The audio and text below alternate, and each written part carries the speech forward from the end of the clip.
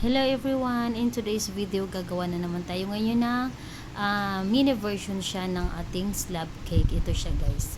Before kasi yung ginawa ko is malaki yun siya. Tapos yung ginamit ko naman doon is meron akong ginamit na ano ba tawag doon? Yung walk of paper. Yung ano ba tawag doon? Edible paper ito yung ginamit ko dyan. Yan. Tapos yung ngayon yung ginawa ko is small version lang siya. Yung ito pala yung ating birthday celebrant, o diba? Tapos yung version na ginamit ko dito is small lang siya. Tapos yung size reference niya is 5, yan, 5 tapos 11. O diba? Tapos yung ating naman dyan na board is 14 by 10. Yung kanyang yung ginamit ko dyan is 10 by 14, parang gano'n yata. Yung pang number cake, yung ginamit ko dyan na board. Kasi hindi na ako gumawa ng board. Kasi doon sa kabila is malapad talaga yun. Kaya ang ginawa ko doon, nag-plywood talaga ako noon. Ito kasi, yung normal board lang na siya. Na yung ginagamit ko sa pang number cake. Kasi mini version lang naman siya. So actually, wala namang pressure to kung anong gagawin ko na design as long as magiging mukha siyang slab cake tapos summer vibe lang siya.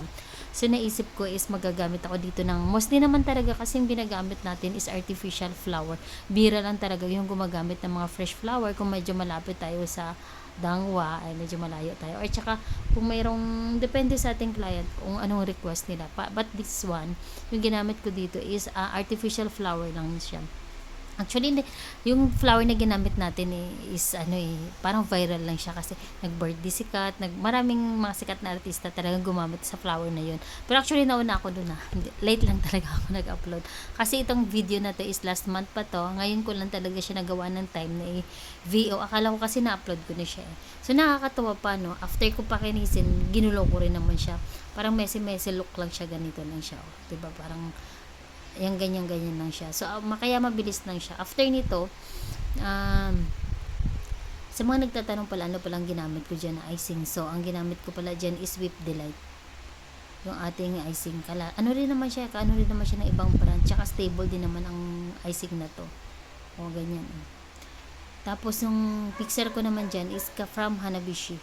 Hanabishi. Tapos ito na guys ang ating final look.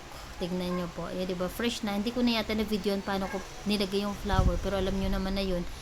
Ito kasi mga flower na yan, mga stocks ko na yan dito So kaya pag mga emergency or nagmamadali mga rush order na cake, so meron na akong magamit anytime. So matchy-matchy nga, diba? Parang, diba? Yung kanyang bouquet at saka flower ko is matchy-matchy. So guys, nandyan yung cake ko. Tingnan nyo ang ebidensya. Yung pala is strawberry flavor. Tapos ito naman siya before. Papakita ko lang dito sa video na to kahit na-upload ko na siya. Ito yung before na ginawa ko. Tapos hanggang dito na lang guys. Thank you for watching.